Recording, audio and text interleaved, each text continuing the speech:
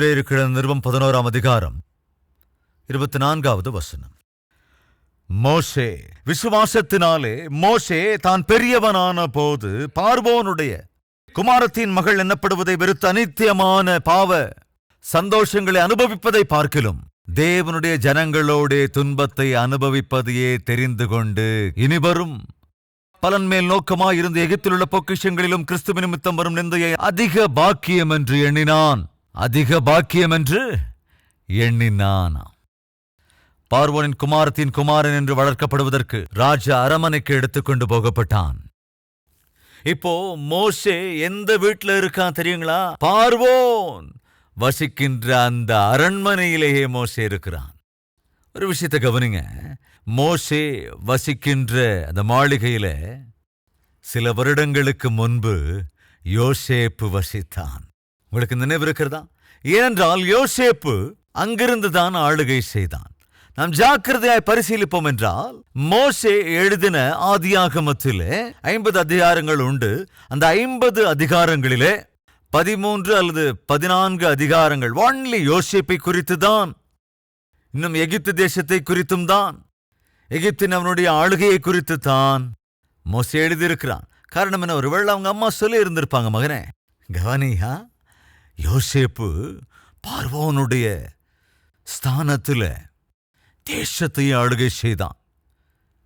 இப்பொழுது அதே பார்வோனுடைய வீட்டுக்குள்ளே நீ இருக்க போகிறாய். அந்நாளிலே யோசேப்பினால் இஸ்ரவேல் ஜனங்கள் உயர்த்தப்பட்டார்கள் என்று உன்னை கொண்டு இஸ்ரவேல் ஜனங்கள் விடுவிக்கப்பட வேண்டும். இவ்வளவு அற்புதமான ஒரு திட்டத்தை தேவன் உன் மீது வைத்திருக்கிறார் மகனே என்று ஊட்டி ஊட்டி வளர்த்தாள். வேல்யூஸை சொல்லிக் கொடுத்து வளர்த்தாள். உன்னதமான மனித நேயத்தை, மனிதாபிமானத்தை சொல்லிக் கொடுத்து வளர்த்தாள். அவன் பெரியவனான பிறகு அவன் கெட்டு போகலங்க. பெரியவனாய் வளர்ந்த பிறகு அவன் தீய வழியில் போகலங்க. அவன் பெரியவனாய் வளர்ந்த பிறகு பாவ காரியங்களுக்குள்ள போகலங்க. அவன் பெரியவனானதற்கு பிறகு பார்வோனின் குமாரத்தின் குமாரன் என்று சொல்லப்படுவதை காட்டிலும், இந்த அற்ப கால பாவ சிற்றின்பத்திலே மூழ்கி இருப்பதை காட்டிலும், தேவனுடைய பிரஜைகளின் தரப்பில் என்று சிரமத்தை அனுபவிப்பதையே பாக்கியம் என்று நினைத்து மோசே எல்லாவற்றையும் உதறி தள்ளிவிட்டு தேவனுடைய சித்தத்தை மட்டும் செய்ய வேண்டும் என்று நிர்ணயம் எடுத்தது எவ்வளவு அற்புதங்க. அதே சமயத்திலே மோசேவை குறித்து சில பிரத்யேகமான விஷயங்கள். மோசே அடிமையாகத்தான் பிறந்தான், ஆனால் ராஜகுமாரனாய் வளர்ந்தான். குடிசையிலே பிறந்தான், ஆனால் ராஜ அரமனையிலே வளர்ந்தான். ஏழையாகத்தான் பிறந்தான், ஆனால் எல்லா ராஜபோகங்களையும் அனுபவித்தான். அற்புத தலைவன், ஆனால் ஆடுகளை மேய்த்தான். அற்புதமான வீரன், ஆனால் மிகவும் எளியவன். அது மாத்திரமல்ல, சகல வித்தைகளையும் கற்று தேர்ந்தவன், ஆனால் ஆடுகளை மேய்த்துக் கொண்டிருந்தவன்.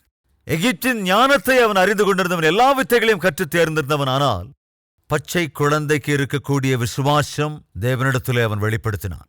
அற்ப கால சுக போகங்கள் வேண்டாம் என்று எண்ணினான். தேவனுடைய கரத்தினால் உத்தமனாக அவன் உயர்த்தப்பட்டு தலைவனாக நிலைநிறுத்தப்பட்டான்.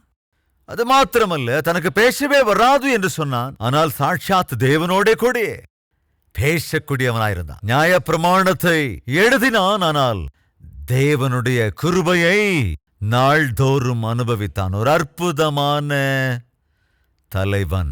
இவ்வளவு அற்புதமான அந்த தலைவனுக்கு பின்னால் இருந்த நபர் யார் தெரியுமாங்க? அந்த அற்புதமான தாய். பேரு யோகேபேத். அந்த ஸ்திரியை குறித்து அதிகமா நமக்கு தெரியாது, ஆனால் அவளுடைய வளர்ப்பின் பிரதிபலனை மாத்திரம் நம்மால் பார்க்க முடியுது. இன்று நம்மில் எத்தனை பேர் இப்படி அற்புத தாய்கள் இருக்கிறீர்கள்? பிள்ளைகளை நல்ல அன்போடு, பிரார்த்தனையோடு, ஒழுக்கத்தோடே கூட வளர்க்கிறவர்கள். எத்தனை அற்புத தகப்பன்மார் இருக்கிறீர்கள்? பிள்ளைகளை கண்ணின் மணியைப் போல காக்கிறவர்கள், ஜெப வேலியை அடைக்கிறவர்கள். நம் மத்தியில் எத்தனை பேர் இருக்கிறீர்கள்?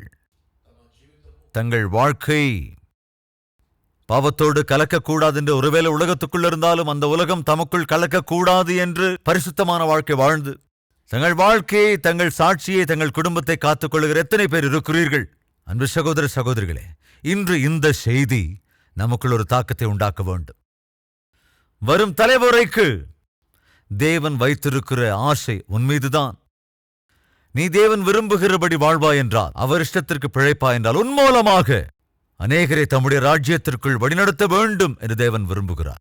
சகோதரியே, சகோதரனே, அந்த தாய் ஒரு பெரிய தலைவியாக இல்லாமல் இருந்திருக்கலாம், ஒரு அற்புத தீர்க்கதரிசியாக இல்லாமல் இருந்திருக்கலாம். ஆனால் ஒரு அற்புதமான தலைவனை, தீர்க்கதரிசியை உருவாக்கி இருந்தாள்.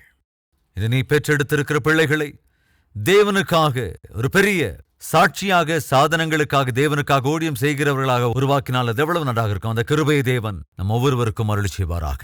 வாருங்கள், ஜெபிக்கலாம். ஜெபத்தில் ஒருமனப்படலாம்.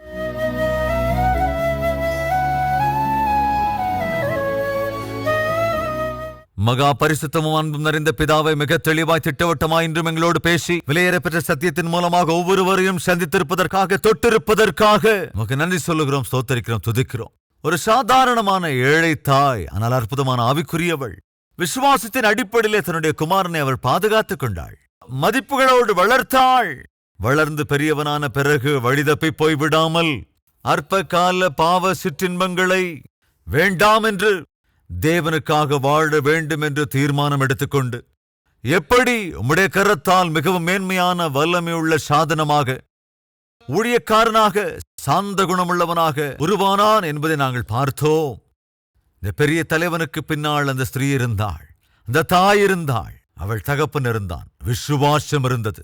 அதே போல ஆண்டவரே, எங்கள் பிள்ளைகள் வரப்போகிற நாட்களில உன்னதமான வாழ்க்கையை வாழ்ந்து உம்முடைய நாமத்தை மாத்திரம் கனப்படுத்துகிற சாதனங்களாய் வாழ வேண்டும் என்று நாங்கள் ஆசைப்படுகிறோம் அப்பா. அதற்கு இறங்க வேண்டும் என்றும், அதே போல எங்களுக்கு நீர் அருளியிருக்கிற இந்த வாழ்க்கையை ஆண்டவரை மிக ஜாக்கிரதையாய் பாதுகாத்து, உலகத்தில் இருந்தாலும் உலகத்திற்குரியவர்களாய் நாங்கள் வாழக்கூடாது, உலக பிரகாரமாய் நாங்கள் வாழவே கூடாது.